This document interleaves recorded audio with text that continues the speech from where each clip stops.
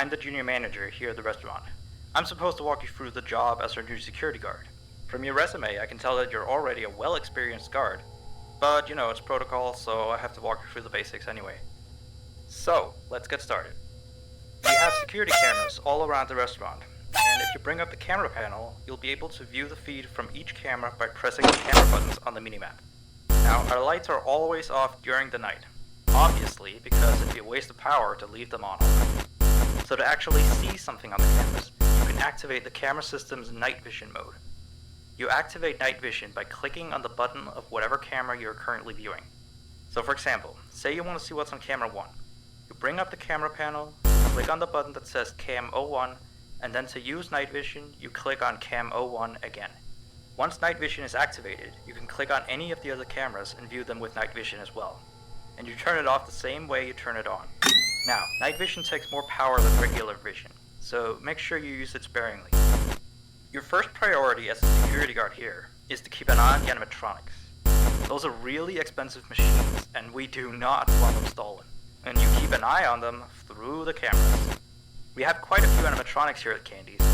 There's of course the cats Candy and Cindy, there's Chester the chimpanzee, there's the penguins, just lots I tell ya. So, you also have 3 security doors in your office, each of which can be closed by pressing the door button by each door. These are in case you're in some sort of danger, but personally I just use them to shut myself off from the world when I need a break. But don't let me be a role model on that one.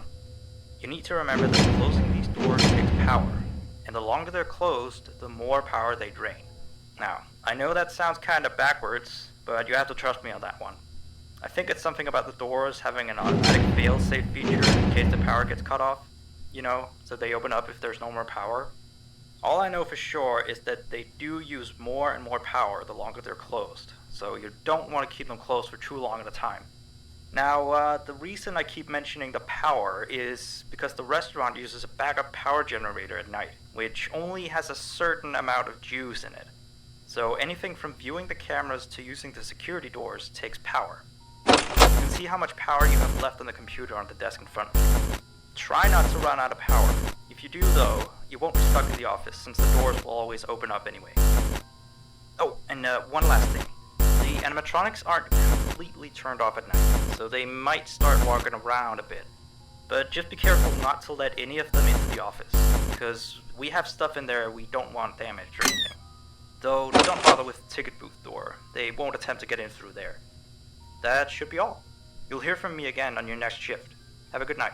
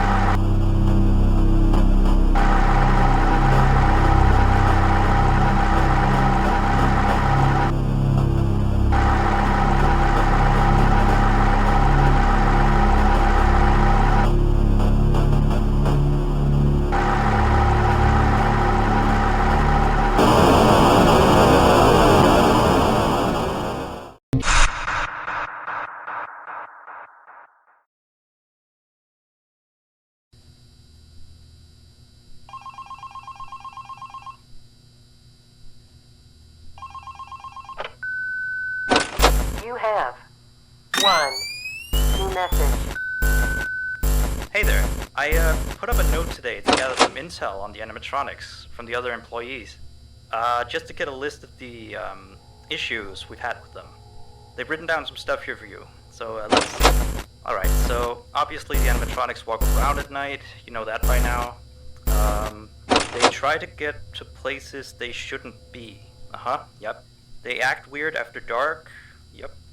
They don't like adults. I mean, I suppose. They always seem nice around children. Around us employees, they just kinda stare at you. I always thought they just hadn't been coded to interact with anyone other than children. But some of the other employees have felt threatened by them now and then. But I know that some of them are also superstitious morons. So who knows if they just became scared when the animatronic looked at them in the eyes or something. Anyway, one last thing on the list here. The last penguin interferes with the system. There's a sentence I never thought I'd say. We have these penguin animatronics as waiters. They take people's orders and whatnot. We used to have 3 of them, but 2 of them broke down and haven't been fixed. I think they're referring to the 3rd penguin that still works, or, well, apparently it doesn't quite work. So yeah, definitely don't let him into the office. His presence alone could probably destroy our systems. Well, that'll be it for now. I'll be sure to leave another message for your next shift.